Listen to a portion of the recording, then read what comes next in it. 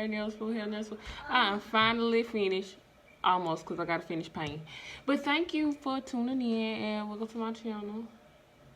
Yeah. So this will be... This ain't no TikTok. This will actually be the part 2 to the video if I was talking about the origin of a dream that I had.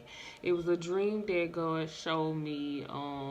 He was basically confirming again all of the things, like my purpose, my calling, my mission, all of the things he would have me do. He had confirmed it to me before. And he also say hey. Hey. And go on. Okay, go. Hey. He actually confirmed it to me again in a dream, but he was using one of a dead lover. He used somebody who's passed away, but he was special to me. And I finally had realized what made God use him in the way that he did to show me that to perceive whatever I was doing, that I was protected, I was covered in so many different ways, in so many different areas. It's because when that lover was actually alive, he was close. He stayed close by me, and during Christmas time, I was getting into it with, it was a family type of feud thingy. And my words were, it was during Christmas time because I remember standing by the tree, and my words were, I'm going to be so successful and I'm going to show you guys. And, you know, I'm going to show y'all. And that was it. In the same sentence, I went to look out the door, and like I said, we stayed by each other. So he was walking by as I was saying that, and he was walking by. God used that actual memory of something that really happened in life, in real life, to confirm it in my dream, so that I would know that this is, you know, purely from God. This is not somebody playing with my mind, somebody playing with my dreams, you know, that I can trust what it is that God was showing me in the direction that he was leading me, and that I wasn't just talking out the side of my neck, that God did create me for good things. He did create me for big things. He did create me for big, just a lot of things. And I was saying that that's the way that God talks to you. He speaks to you from within your own soul. Things that nobody else seen him walking past when I said that but me. So he uses things that only you and him know. He uses things that, like, how the devil will try to use you against you, God used you for you. Like, he already put it inside of you. Like I was referring in the other dream, that sometimes God speaks to you as putting pieces of a puzzle together. You, like if you were sitting down with your child to put a puzzle together, he's a father, and he sits with us to put the pieces of our puzzles, of our own soul together. Because when we get hurt, it shatters us, and when he died, it shattered me. And it's like he used that puzzle piece to put together for me. And I held on to that dream. That dream would pop up a lot, you know, just giving me encouragement when I had nobody to encourage me. I was able to encourage myself. So it wasn't until like a couple of weeks ago that I remember distinctly where the origin of that dream came from. So this is like a part 2 of that, with the fact of Christmas time, it being Christmas time, something having to do with Christmas time. I remember standing by the Christmas tree. Years later, I actually was with Charlie Daddy still. Well, I was with Charlie Daddy at this time, but the boy, he was passed away already. So years later, around Christmas time again, well, months before that, me and Charlie Daddy split up, and we were going our separate ways. Now, this was before we were married, and I literally just wanted, nobody could understand it, I just wanted to breathe. I just wanted to take the time to deal with myself, because the boy that I'm talking about that passed away was not the only lover that I had that passed away while I was with her daddy. Like, it was another childhood lover that I had that passed away, and he wanted to marry me. He wanted to marry me ever since we was 5 and 4, and oh my God. Growing up, we had like grown folks. We used to fight, and he used to beat me up. He's give me money and then he's get mad and try to get it back, and I was just like, no. And I already knew not to run up. I already knew not, when he would say come outside, I was not coming outside because he wanted to fight, and I wasn't finna fight with him. I wasn't finna play with him. So, we was close like that. We was close to the fact of like, that was just. Anywho, so in high school, that lover was trying to marry me. He ended up passing away before he made it back to me, so that kind of shattered me too. And I was already in a relationship, so stuff on top of stuff that I needed to deal with. I didn't want nobody to help me. Could nobody help me with what I was dealing with. I just needed me and the Lord. I just needed to take the time to breathe. It was stuff I needed to work on, and I know I needed to get through. So I was trying to part ways with her daddy, and I'm assuming he wasn't ready to part ways, and I was just like, okay, so Lord, here I am. This is where I'm at. You don't have to walk. You don't have to walk me through this, or lead me and I'll walk. Just lead me and I'll walk it. And Psalms 93 is something I began to study up on, and I could be painting my nails while I'm talking to y'all. Yeah. So it was something I began to study up on, and long story short, I'm assuming her dad thought that marriage would fix all problems, but it wouldn't. Look at all the yellows. Yeah, you did a good job. Go put them where they go. Let me do what I'm doing now. Stop that, Charlie. You know they don't go like that. So, we were.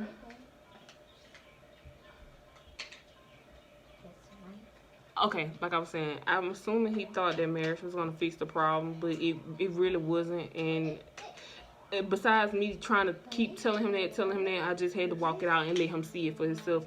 Here we are, divorced. We ended up still getting a divorce, but that Christmas, the year we got married on December the 2nd. I can't remember what year, don't ask me because I don't know. But I know it was December the 2nd. So it was around Christmas time, and a couple of weeks after that, around Christmas time, I remember the Lord telling me, because he was speaking to me about a bunch of stuff. He was just, I don't know. The Lord was just speaking to me, and it wasn't clear, but I was following him. So it was just more so along the lines of, I'm going to have another child. He was trying to let me know that I was going to have another child. And I just remember him speaking in my soul, like, Merry Christmas.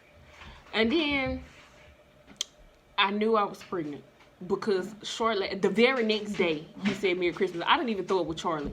I threw up, and it was so bad. I was just like, oh no, you're pregnant for real. And we couldn't go to the doctor. Something was going on with my Medicaid. I didn't go to the doctor. I couldn't go to the doctor right away. I didn't take a test because Charlie was, I don't really trust tests. Because Charlie, we took a couple of tests with her, and it said we wasn't pregnant, and she's right here in my refrigerator with some skates on. So yeah, that's how that goes. Ain't nothing funny, little girl. So hush. So I was actually still bleeding, so it kind of threw me off. But I now know that God was letting me know that this baby you're pregnant with is like a down payment for what I'm going to give you in the future, because I'm assuming God knew that it was going to hurt me to lose the baby, even though I knew in my heart and soul that me and him didn't need to have no more children together. But it did hurt to lose it because it's a baby and I love kids, and I'm just like, okay, so he kind of just told me Merry Christmas, yeah, that I was pregnant, but he didn't quite tell me right away that you're not going to carry this baby, you know, you're not going to have, actually, you know, birth this baby. And I'm just like, okay. But I end up losing the baby, but I did get pregnant with the baby around Christmas time. Hence why the Lord was able to tell me Merry Christmas, even though I lost the baby a couple of months later.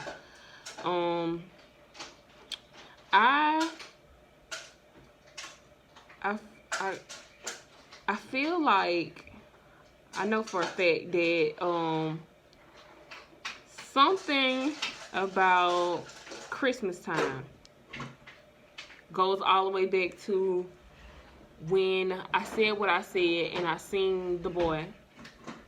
And then I had that dream, which originated from when I seen him when I was standing by the Christmas tree and I said what I said. And then when God revealed to me that I was pregnant around Christmas time, even though I lost the baby. I know it was, I also got married, got pregnant, and then lost the baby around Christmas time.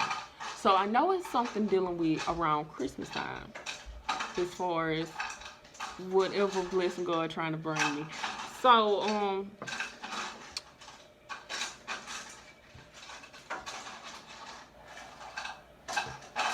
that's just some of the ways that I'm able to hear from God on my own. And it's just like, church is fine, but if you're going to church without your own personal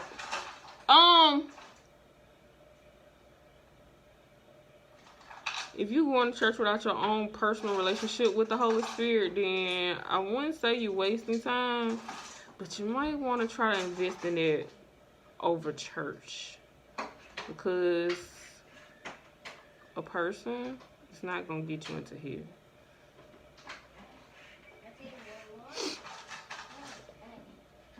And I know it's a weird thing that God kind of confirmed a lot of stuff to me through loved ones that's not here anymore, which is not a bad thing. It's just the fact of, okay, let's put it like this. All right, so you can have spiritual gifts, but most spiritually gifted people that God gives gifts to that he can't really take away or not going to take away, they mainly work for the devil. They mainly use and abuse the power and the gift that God gave them for, like, witchcraft and, you know, other different things, and like necromancies, and, you know, people who know how to pick up on energies or read energies. They use it for tarot cards and Ouija boards and what else? Just all kinds of stuff like that. Crystal balls and all that stuff. That's abusing the energy, because you're trying to get ahead of God. You're trying to see it before he's ready to show it to you.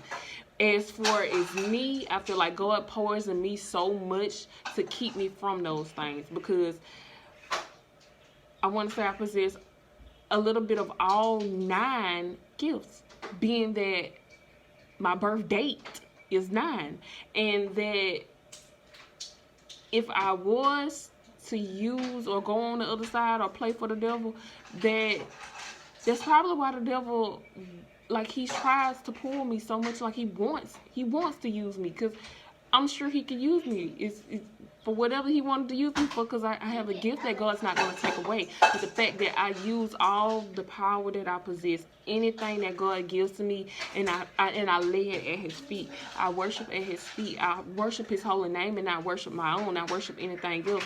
God uses that for his glory, because that's what he give it to us for anyways. Like, and instead of me trying to tap into those things, God naturally gives it to me.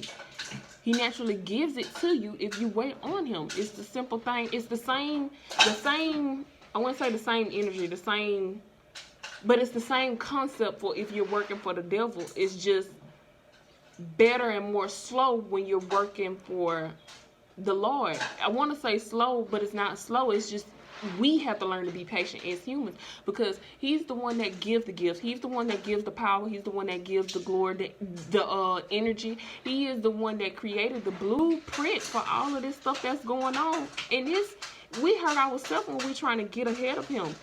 When you're trying to do something to get ahead of him and understand something before he's ready for you to understand it, you hurt yourself. You hurt yourself.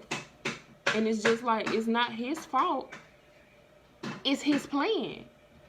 That's just like if you did something, you wrote something, and then somebody's trying to invade your privacy or invade your time and invade your plan.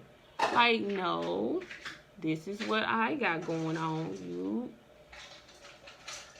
You wait until I'm ready to tell you. Ooh. That's something I learned as far as a respect thing in relationships. As I'm saying it. But yeah. I don't find it odd that God shows me stuff in my dreams. And sometimes it be from people who are not here anymore, because you got people who go seek that stuff, and you're interrupting the spirit realm. You're interrupting the flow, the natural flow of how God wanted to go. So, of course, you have it's almost like you awaken the dead a little bit. And if I personally not seeking that stuff, and it just finds its way to me, that's because God is allowing it. I pray God to protect me even when I'm asleep, to protect my gates, my eyes, my ears, and on a spiritual level. That way, nothing that makes it to me is harmful to my growth. I want to say, just whatever I know, whatever I hear, whatever God is showing to me, is because He's showing it to me, and I know it's pure. I know it's from the Lord. That's all I know. That's all I need to know. Having faith in the Lord is all you know.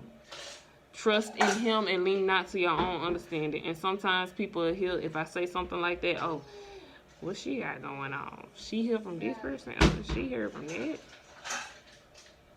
But you got people who's actively seeking the dead. You know what I'm saying? People who's actively playing with these things. People who play with the Ouija board and they get no judgment. Well, let somebody who's pure and try to just trust the Lord, then you get all types of judgment. That lets you know this world is just off the damn roof of scale. Yeah, that's really all I got to say. What I'm going to do is finish painting my nails, because my nails match my hair. Bye-bye. Yeah, and let us come worship and bow down. Let us kneel before the Lord, our Maker. Psalms 5 and 6. I think that's what it was. Listen. Bye-bye. No, 95 and 6. So, yeah. I just wanted to say that a little bit. I hope y'all have a good old night.